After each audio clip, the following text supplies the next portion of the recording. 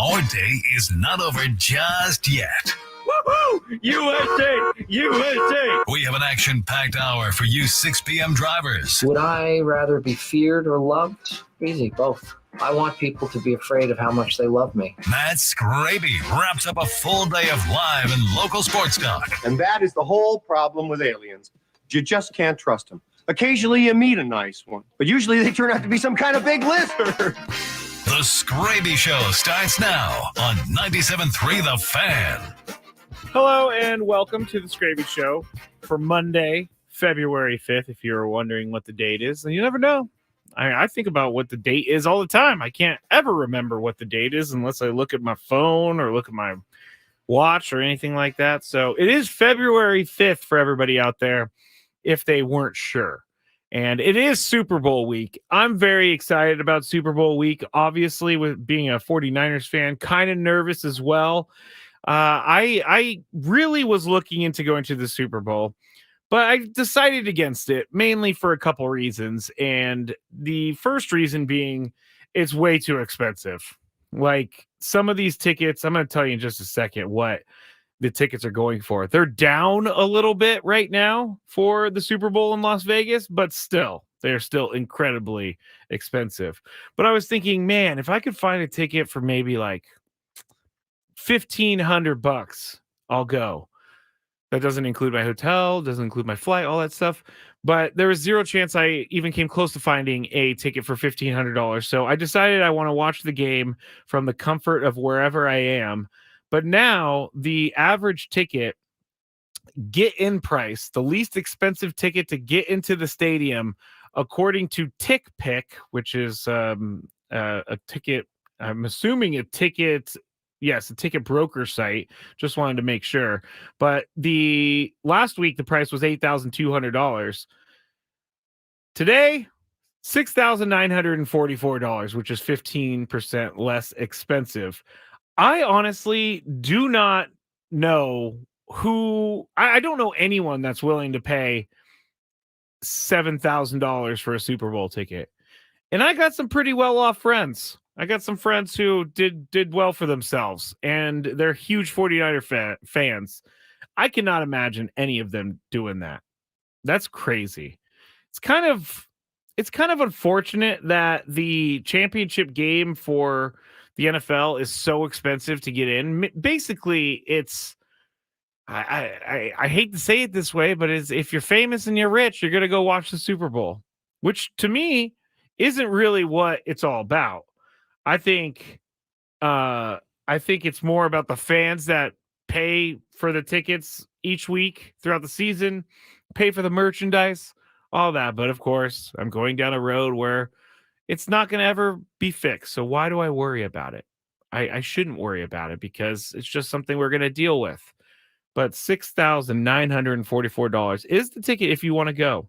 TickPick also said their priciest purchase has been for 6 tickets at $14,810 a ticket, costing a total of $88,860 to go watch a football game.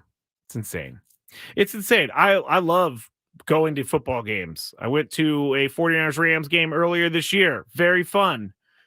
And it's just not worth that price.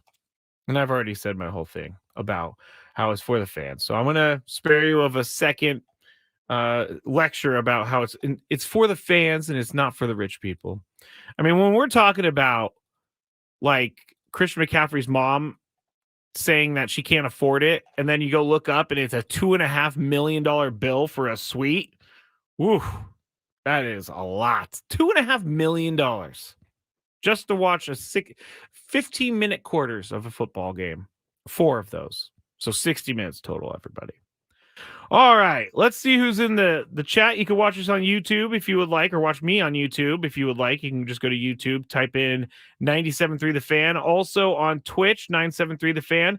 I myself am on Twitch as well, so if you want to see that, Matt Skraby, you can go to that Twitch page, and X as well, 97.3 The Fan SD. So We have Javier in the chat. We have Cactus Man in the chat. We got Dave in the chat. We got Brock in the chat. We got Welsh Fryer all the way from Wales at 2 a.m. in the chat. Thank you. We got Dominic in the chat. Javier says, if the Niners lose this Super Bowl again, do you honestly think they will be champions again in your lifetime? Be honest, Skraby.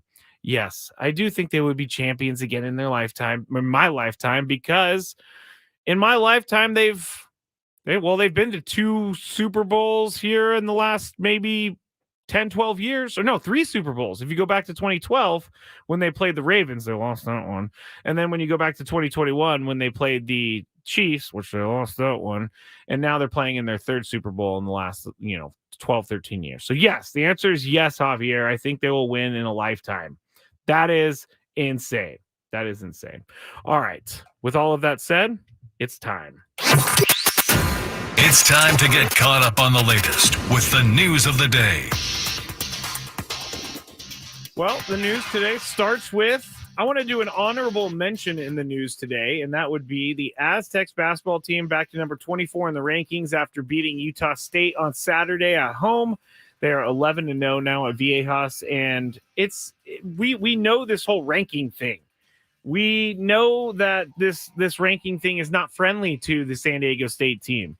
We know that the rankers sometimes are unfair to San Diego State in the ranking. Seems like anytime they get in, they lose one game and they're out for weeks. Well, they're back in, and I'm hoping it's to stay now because it's coming to the end of the year. The Aztecs are trying to win a Mountain West title. They're also trying to get the highest seed possible in the tournament. And so if they lose again and if they fall out of the rankings, I'm thinking it's because they've lost again. And that could happen. I'm not saying that they need to go undefeated the rest of the season, but they most definitely need to try and at least only lose maybe one game down the stretch. I guess they can lose a little bit more because they're going to make the tournament, but I just don't want to see them lose anymore. It's basically what I'm trying to say. I just want to see them keep going up the rankings, and I want to see them impress the voters out there to give them a better March Madness spot. For the first actual news story of the day, Eric Grupner was on Ben and Woods, and the CEO and president of the Padres had a lot of good things to say. But if you want to go listen to the whole interview, you should go to 973thefansd.com, go look for Ben and Woods, and you can hear that interview. But I really think the most interesting part for me was him talking about life after Peter Seidler. And it's really a kind of, I guess, complicated thing because when an owner of a team passes away, there has to be some sort of succession plan. And so there was a succession plan, and I wanted to play this one more time for everybody because if you didn't get a chance to hear the interview with Ben and Woods this morning, Eric Grupner talked about the chain of command following Peter's passing. Yeah, it's pretty simple actually. Eric Kutsenda has stepped in the role that Peter held as chairman. So I report to him, AJ reports to him, and the three of us, run the business together and the team. And Eric, is not as public facing, as you mentioned, as Peter and Ron were. And, so far that's certainly by design. But Eric has been very engaged. He's in the office in San Diego, not every day, but often. And he shares the same vision that we've had for some time under Peter's leadership. The goal remains the same, to win a World Series championship. And we are all working as hard as we can in that direction under Eric's ultimate leadership. And it's been great to work with him. He and Peter were business partners for 30 years. They started the private equity firm together. He's probably, next to Peter's brother, Bob, perhaps most intimately familiar with Peter's outlook on business and life and the Padres. And we're all working to continue that legacy. And simply put, it's to win consistently year in and year out, to be putting a playoff caliber team on the field and ultimately winning the World Series championship. So nothing's changed. It's still the same. And Eric has stepped into and embraced that role and is doing an outstanding job. And we're fortunate to have him. So that was Eric Grupner on the morning show with Ben and Woods talking about the state of the franchise after Peter Seidler passed away. But with Eric Senda, I want to know more about him because as I get older, and you'll hear me say this many times because I was kind of a know-it-all kid back in the day, but as I get older, I realize things, and I'm realizing more and more how important ownership is. And it might be even the most important thing for a sports franchise. And we knew where Peter Seidler stood. He wanted to win a World Series at all costs. He wanted to bring that first title to San Diego. And I'm not saying that Eric Kutsenda, I hope I'm saying his last name right, I'm not saying that he doesn't want to win a World Series. I believe that he does, and I believe that he wants to see it through for Peter Seidler. But I don't know much about him. I've never heard from him. I would like to hear more about his thought process because ultimately it's on him to give the okay on some of these things, maybe spending more money on a player or trading a player. So I want to know what he thinks about the baseball team on a day-to-day basis. And, spring training's coming up, so we may totally get some opportunities to talk with him or hear from him. But I just want to know what it's going to look like with life after Peter Seidler. And I think it will be more of, I guess they're going to operate business as usual, but they're going to probably slightly change things because Peter is no longer here and he's not going to be spending a ton of money. The Padres aren't going to be spending a ton of money on their payroll this year. So again, in closing, if you would like to hear the full interview, go to go to 973thefansd.com and go look for the Eric Grupner interview with Ben Woods. Lots of stuff in there that you would like to know. Talk about the TV situation for the Padres, talk about why they need to be under the collective bargaining tax, all of that. And you can go and listen to that on the website. Now, second news story of the day would be the Commanders' Eric Bieniemy out in Washington after team hires Cliff Kingsbury as new offensive coordinator. The reason I made this the second story is because it's very strange how Eric Bieniemy's career and NFL life has gone over the years, because he's been mentioned for the head coaching job many, many, many times. And now they bring in a new coach. Dan Quinn says, nope, you're out. I want Cliff Kingsbury.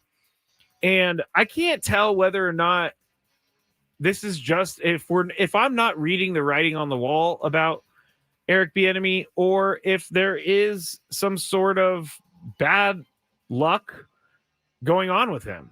It seems like he should be a guy who's in the conversation for head coaching jobs with all the experience he has with the Super Bowls that he's been to, but he didn't have that success with Washington. He only got 1 year with Washington. So I'm not a real fan of only giving someone a year to turn things around, because it takes more than a year in professional sports. But it's just very strange to me how teams keep moving on from Eric Bieniemy, and there's no real reason why, other than they want to go in a different direction. Dominic said on the chat, the Chiefs seem to be fine without him. That's very true. The Chiefs seem to be okay without Eric Bieniemy. So I'm not sure. I think maybe I need to start switching my thinking to, I'm not reading the writing on the wall about Eric Bieniemy. Maybe he doesn't have that leadership to maybe take an entire team on his back as the head coach. Maybe I can't say he doesn't want to be a head coach because he has interviewed for him. It's just very strange to me that Eric Bieniemy keeps finding himself out of a job, and he's going to find himself here without a job unless he goes somewhere else and works for another team. Third story here on the news of the day here in the Skraby Show. Thank you for joining me. Ken Rosenthal did it this morning. Jeff Passan did it this morning as well. The Royals have signed Bobby Witt Jr. to 11-year, $288.7 million deal. 3-year club option can bring the total value to $377.7 million. 11 years guaranteed, 14 potentially. And I think this is a really good thing for baseball.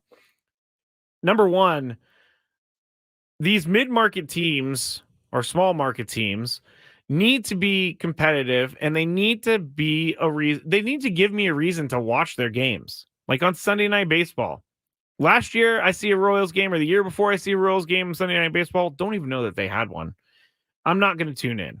But in the bigger picture, I think this is really good for baseball because Bobby Witt Jr. is going to be in Kansas City possibly 14 more seasons. Julio Rodriguez is going to be in Seattle for 10 or more seasons. Fernando Tatis Jr. is going to be in San Diego for 10 or more seasons. Corbin Carroll is going to be in Arizona for almost 10 seasons. This is good for baseball because it shows that these fans in these cities can continue to spend their money and continue to cheer for this team, knowing that they're going to have a star to cheer for. And it will give the team stability. I think that I think that Bobby Witt Jr. is not going to next year take the team to a World Series, but I watched him pretty close last year, and he had a really nice year. He had a really good year defensively. He had a good year at the plate. Is he a Fernando Tatis Jr.? I'm not sure. I don't think so yet. Maybe. I don't think he may ever get there, but he's a really good baseball player. And having these guys, these four guys I just mentioned, Bobby Witt Jr., Julio Rodriguez, Fernando Tatis Jr., and Corbin Carroll with their same teams for the foreseeable future, very good for baseball because we're not talking about them going to the Yankees or the Dodgers or even the Mets at this point, the Red Sox. We're talking about them staying on the teams that drafted them. Maybe Fernando didn't get drafted, I know that, but kept them and raised them through their systems. And I like that. And I hope that more and more baseball players do that. I hope teams give these players more opportunities to do that. So there you go. That is the news of the day. If you are in your car or at home tomorrow at 8:35 a.m., make sure you listen to 97.3 The Fan. The pitching whisperer, Ruben Niebla, is going to be on with Ben and Woods tomorrow morning, 8:35 a.m. So they're going to ask him all about what he is planning on doing this year with this pitching staff. When we get back here on the Skraby Show, we are going to talk about there's a couple things I want to talk about. First is this Ben Johnson, who turned down the Commander's job. He is being roasted, and I'll tell you why he's being roasted. So we'll talk about that when we get back. Also, the Chiefs locker room, they did something to it that didn't make Raiders fans happy. So we'll tell you about that when we get back here on the Skraby Show on 97.3 The Fan. It may be the baseball offseason, but 97.3 The Fan is always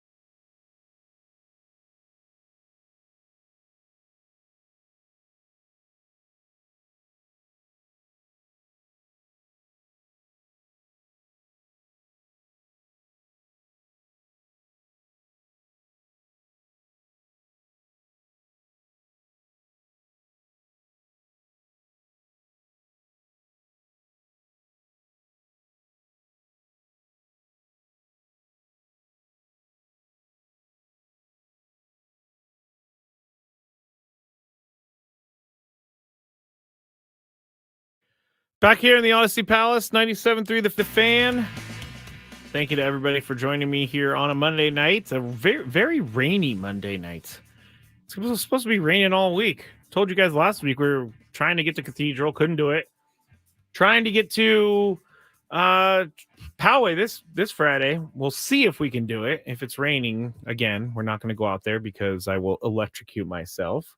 But that's what we're planning on doing. So please, everybody, be safe driving home. Don't be like me a couple weeks ago and try to drive through the river that was forming near where I usually drive to the freeway. And I felt a little scared there for a second. And I've told myself if I come across another river of water that is flowing over the road, I'm not going to try and ford it.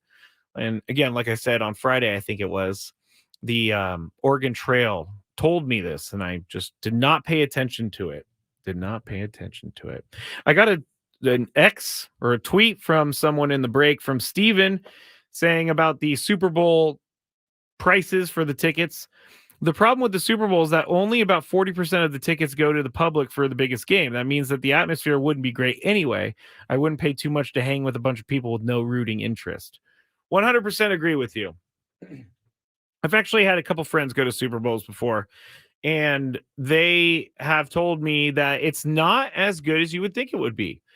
You know, you kind of imagine that this is the championship and it's going to be great, but Steven's right there. I mean, it's kind of a stale atmosphere, except for the fans that do shell out the $10,000 to go and watch the game. Kind of a stale atmosphere. So I understand it. I guess I'm just going to always be happy not going to the Super Bowl. I've also heard the commercial breaks are really long for the Super Bowl. Like you're sitting there, players are standing on the field, lots of stoppages. Anyway, I'm making a big old deal about why I'm not going to the Super Bowl because I can't afford it. So thank you, Stephen, for sending me a message. Also, I got a couple messages here in the break, and one of them was about Fernando Tatis. Dan says Tatis will be the best overall player in MLB this year, barring injury. Dan, I can't say you're wrong. I am really looking forward to seeing what Fernando can do this year. I'm really looking forward to seeing what he can do with a full, healthy offseason this year. And I'm really looking forward to seeing what he can do from the beginning instead of having to join the team 20 games in. So Fernando, I believe, is going to hit the ground running this year. I think he's going to have somewhat of an MVP season. I can't say that he's going to have an MVP season, but I believe he's going to be a lot better than he was last year, and he was really good last year. I mean, he won the Platinum Glove in right field in his first season playing right field. I can't even imagine what a full offseason will do for him. So thank you for that comment, Dan. Also, Trevor said about the Royals signing Bobby Witt Jr. to an 11, possibly 14-year deal for over $300 million. Trevor said, good for building fan unity. You're absolutely right. I can't tell you how many times, I guess I'm just going to take my 49ers when I was a kid and say that in 1994, they had Deion Sanders on the team. And Deion Sanders was basically a rental because he ended up going to the Cowboys the next year, which really bothered me. But as a kid, I just didn't understand why Deion wouldn't stay on the 49ers. And other guys like Steve Young, Jerry Rice, all those guys, they stayed with the 49ers. And that's where the fan unity was built, is through guys that stay on the team for a long time. And it's easier to buy in when you know guys going to be on the team for the foreseeable future.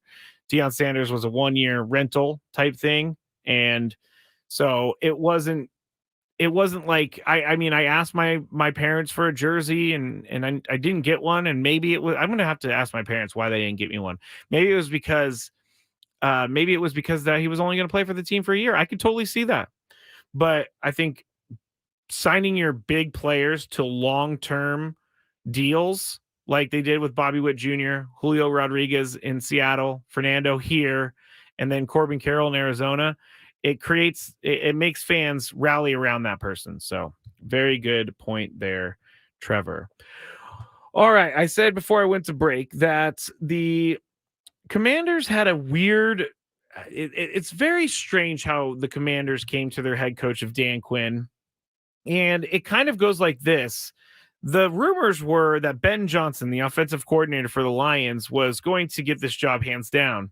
But then after the loss to San Francisco in the NFC Championship game, Ben Johnson decided that it wasn't for him right now. He would rather go back to Detroit and try to win a championship with that team than go and try to build something new with the Commanders. And so, there's nothing wrong with him deciding to do this. I said this a couple weeks ago that I think it's a smart thing for him that he is it's a smart thing for him that he is waiting until he gets the right situation, because we talked about it. Situation is everything for some of these coaches. And if they don't have a good situation with a good front office and a good GM and good support, then they're not going to be successful. It's just not going to happen. So I didn't mind that he was going to be turning down this job, but it's really funny how things come out after he turns down the job. And I don't really know where they came from, but I can tell you right now, it probably came from the Commanders themselves, because they're a little embarrassed that Ben Johnson is choosing the Lions over their head coaching job with the Commanders. And so Mike Garofalo, I think it's Garofalo, NFL Network insider, I always forget. He went on a show called the Puck and Jim Show, and they heard a couple of the things that were being released by, or at least being told to, Mike Garofalo.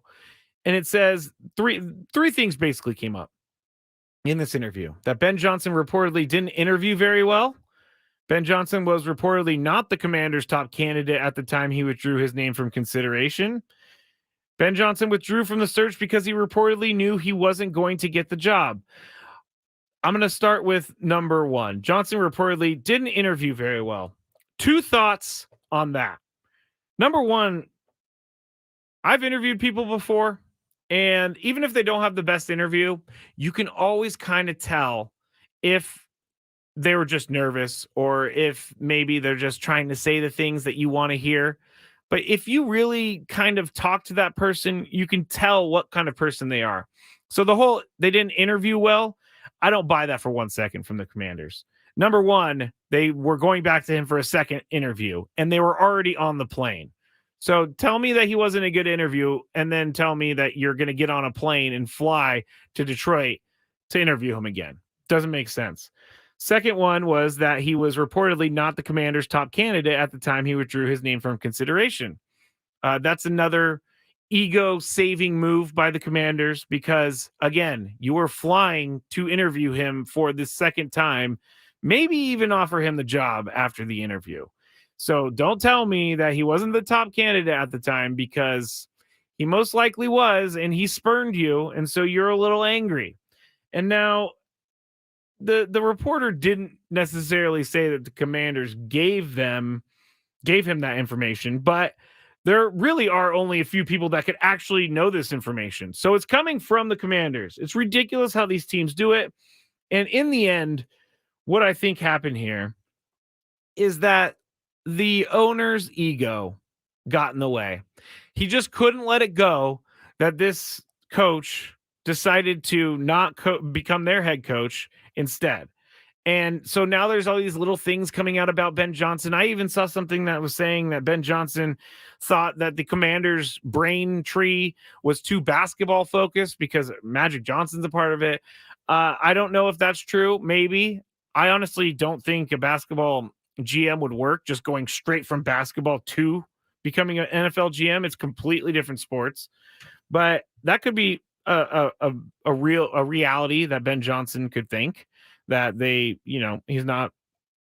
Ben Johnson is not making himself look bad in this thing, except for this one thing.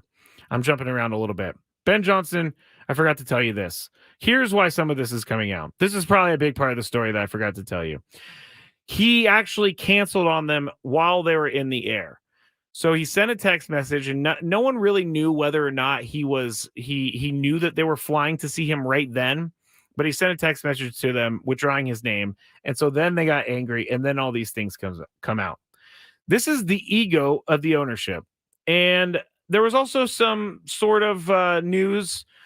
Tony found this news, but Mike Vrabel was an intimidating presence to some of the front offices, and so he wasn't offered a head coaching job either.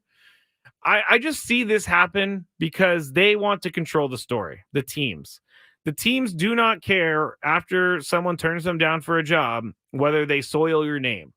And this is, to me, once the Commanders' way of doing things, always a Commander's way of doing things. This is weak, in my opinion, to put these things out and just kind of besmirch the name of Ben Johnson because he didn't want to coach for your team. That's exactly what I'm thinking here. Now, I told you I was going to do the locker room story for the Kansas City Chiefs and all that. We're going to have to hold off for a second because I received news that maybe the story that I had was not fully correct. So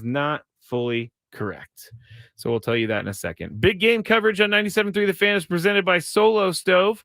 Feel the heat of the world's most popular smokeless fire pit.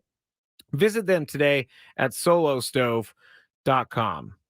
All right, we've talked about Bobby Witt Jr. We've talked about Eric Bieniemy. We've talked about Eric Grupner. We've talked about the Aztecs going back to number 24 in the rankings. When we get back, we have a Black Mirror moment.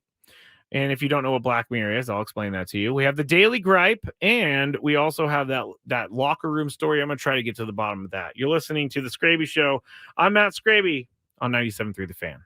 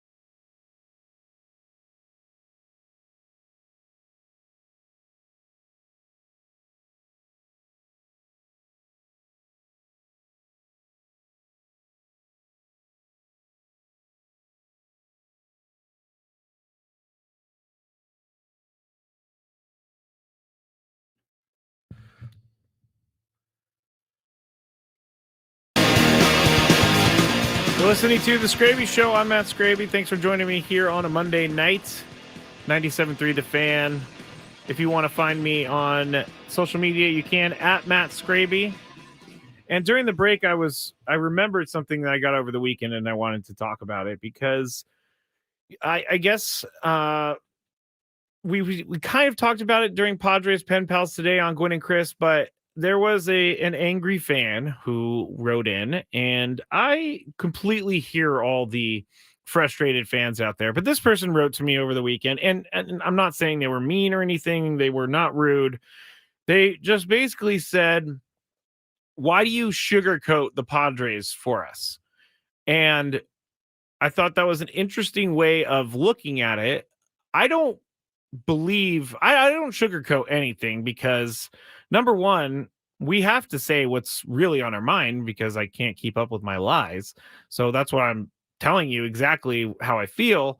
But I also don't look at it in the way as other people look at it. And so that's why maybe it could come off sometimes as quote unquote sugarcoating.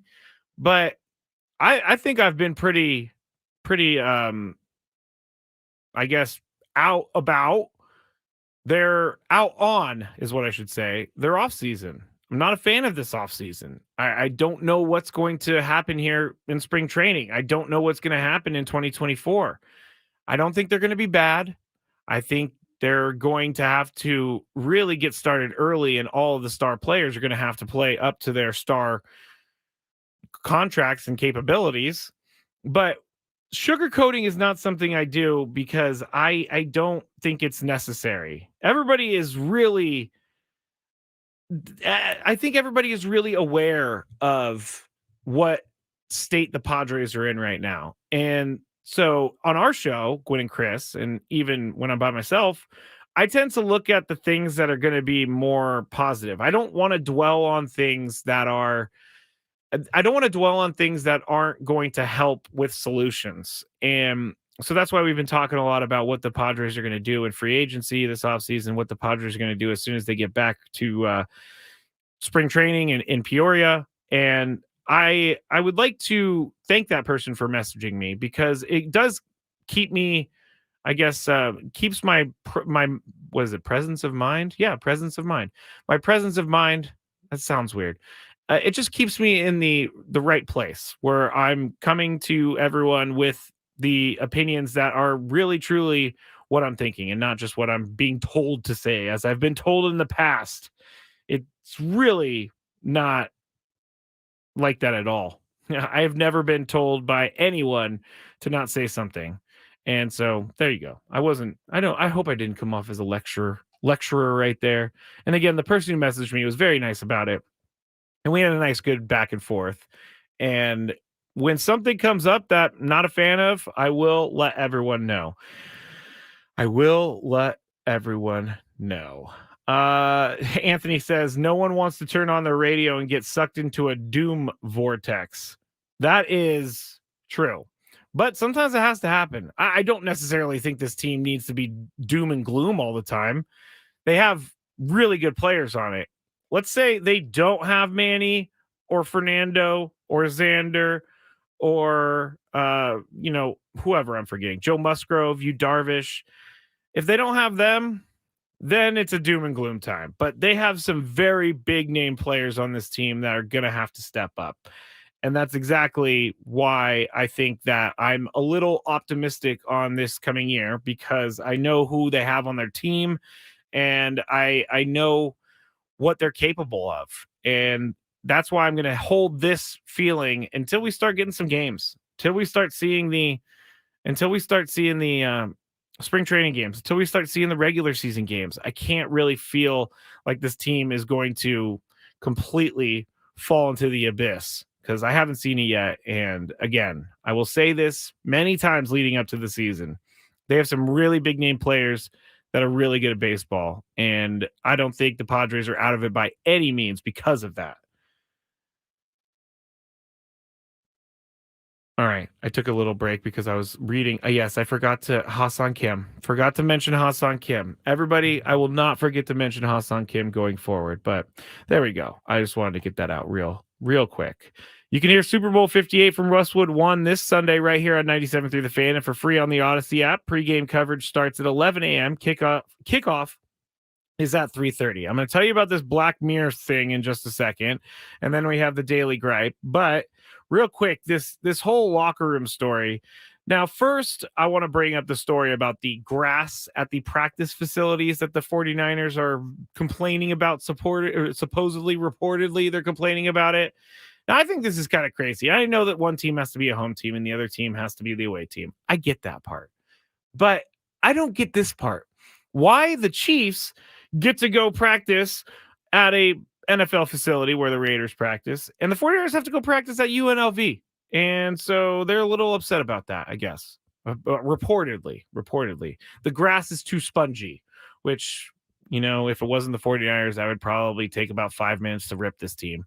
But the grass is too spongy. I'm just going to have to back my guys right now and go forward. No one actually has been recorded as saying that they have a problem with this. And don't get me wrong. When I heard this news story, I knew 100% it would be brought to the show, and I knew I was going to have to defend it a little bit. So just know, whenever you see a news story about something and you think about our show and you think about how I'm going to defend it, just know I'm already thinking about how I'm going to defend it. But anyway, that's not what I wanted to talk about.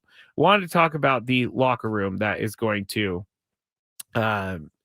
be changed into the Chiefs locker room. Now, Raiders fans are not happy with this. I have read multiple stories.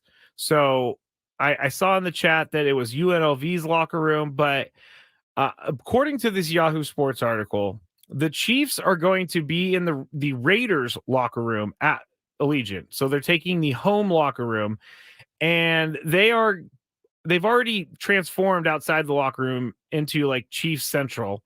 And inside the locker room, too, they're doing some things. I haven't seen any pictures from inside the locker room. But Raiders fans are not happy that the Chiefs are moving into their home team's home locker room. And I kind of agree with it. I think that's a locker room you should probably not be using. They just built this stadium. I'm sure they have plenty of room to make different locker rooms all over there. And it's kind of weird to have a team that's in your division taking over your locker room, and now they can claim that they are, taking over your house. And so as a fan, I know this isn't that serious, but this would perturb me a little bit if I was Raiders fans, that they let the Chiefs just move on into the locker room. I don't know that the Raiders players are saying anything about it. I don't know that anybody really cares outside of that, but I think it's a little strange. So I kind of agree with the Raiders fans there. Kind of agree with them there. And just kind of agree with them.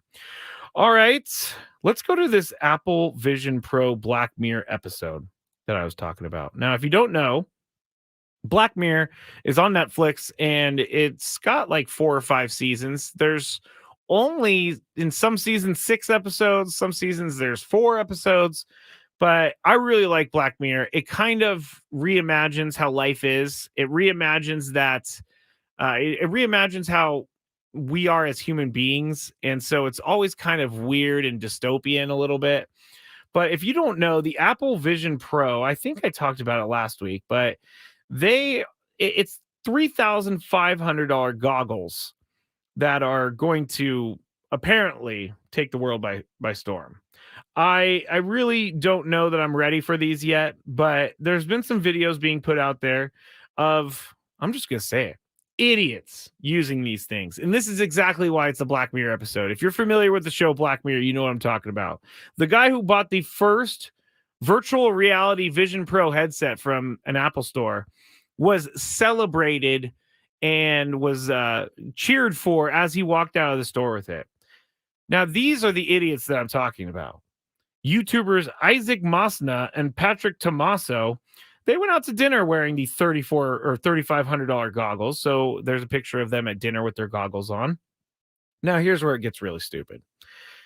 Ex-user Dante wore the headset while he was driving in a Tesla, tapping the air until, tapping the air, which was supposedly what was in front of him in his view.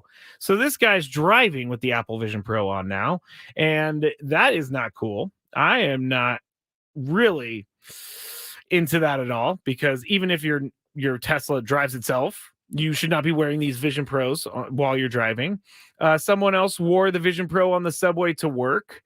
Someone unsteadily, they said, climbed a set of stairs. And this is where I have an issue with it, is that we are so, I guess, technologically doomed that we now need $3,500 goggles to make our life complete. And I've seen the video of what it looks like when you have these goggles on, and it looks, I gotta say, it looks kind of cool. One of the things I saw was like 7 different NBA games playing, and it would have like, it had 7 different screens basically, and then you have one main screen in the middle. So everywhere you look, you see the screens in front of you. I also saw the Vision Pros like menu, the Apple menu that they have. And so you kind of in the air, you tap those things in the air and, whatever. But they look ridiculous. And I am not a fan of people driving with these things on. I'm not a fan of people doing things where it's going to, I guess, endanger other people. But yeah, these guys are already doing that with the Vision Pro. And it's kind of crazy. Just type in Vision Pro videos, or just type in guy drives with VR headset, and there you go. You'll find that stuff. Imagine wearing those and backing up into a spot. Man, this backing into the spot thing is still alive, and it's still crazy, and it's still in my mentions. And so I'm not going to imagine backing into the spot, because I don't back into the spot. I got to say, when I drove into work today, I was like, this spot looks like it's back-inable. And I didn't do it just because I knew that I would be giving Tony a little bit of props to his backing up. All right. We are coming to the end, and I got a good daily gripe. What's annoying Skraby today? Let's find out. It's time for the Daily Gripe. Really funny in the chat. Ed McKee 23 said, now we're in a tech doom vortex. That is 100% true. I'm sorry. I was trying to keep us out of the doom vortex, but I guess I took us into the doom vortex. I will try in the future not to bring us into a doom vortex. All right. So my daily gripe for today is I'm going to try and not do grocery store ones for a little bit. It's, I was finding myself bringing too many of my grocery store daily gripes to the program. Today is going to be about something that I'm doing when I drive. And it's people that are talking on their cell phones as they drive. I know it's illegal. It's supposed to be hands-free. And it's not just people who are talking on their cell phones. This is the specific gripe. It's people who have expensive cars that are talking on their phone. I cannot wrap my head around why these people in Lexus, Mercedes, I even saw someone in a Ferrari, and I'm sure that the Ferrari has Bluetooth to be talking through the speakers, but I don't get it. And it makes me even more angry from time to time when someone is like driving slow, or they're just driving erratically, and that person ends up like, I drive by them and they're on their phone. Ridiculous. Now, I will fully admit, years and years and years ago, maybe like more than 5 years ago, I was pulled over for being on my cell phone, and I got a cell phone ticket. I deserved it because I wasn't talking on my cell phone. I was texting on my cell phone while I was driving. Very bad, very expensive ticket. So I've been very careful ever since. But it doesn't make any sense. These seemingly rich, smart people with nice cars can't use the Bluetooth. I don't understand it. I don't know if anybody else is feeling like that, because it's difficult. These expensive cars better have Apple Play or Android Play for Skraby. Thank you, Brandon. They do. I'm sure that they do. It's crazy. Doom Vortex escapes no one. What happened to the Google glasses, Trevor said. And then mic drop. That is true. The Google glasses never ended up doing a thing. Never. doing a thing. Skraby, I talked on the phone on a 2002 SI Civic. Is that bad? Well, yeah, because you're not supposed to be talking on the phone regardless. It is illegal to talk on your phone, text on your phone, touch your phone while you're driving. I'm telling you, I've gotten a ticket before. Very, very expensive. All right, everybody, thanks for being with me tonight. I'll be back tomorrow. Skraby Show for Matt Skraby and 97.3 The Fan. Until then. Quinn and Chris on The Fan. Coming up Tuesday, we're a day closer to the Super Bowl. Brent Sableski scheduled to join us, and Skraby with a rare defense of his fantabulous game show title. Listen to Quinn and Chris weekdays from 2 to 6 on 97.3 The Fan. I'm Aaron Hawksworth, here to help you beat the books with BetQL. The Clippers are on a 3-game win streak and face the Hawks in Atlanta tonight. The Clippers and Hawks were both top 10 in offensive ratings, so the BetQL model is eyeing the over. BetQL has Clippers Hawks over 241.5 as a 5-star best bet. I'm Aaron Hawksworth. Bet smarter, beat the books. Download the BetQL and BetMGM apps today. At Grainger, we're for the ones who specialize in saving the day and for the ones who've mastered the art of keeping business moving. We offer industrial-grade supplies for every industry with same-day pickup and next-day delivery on most orders.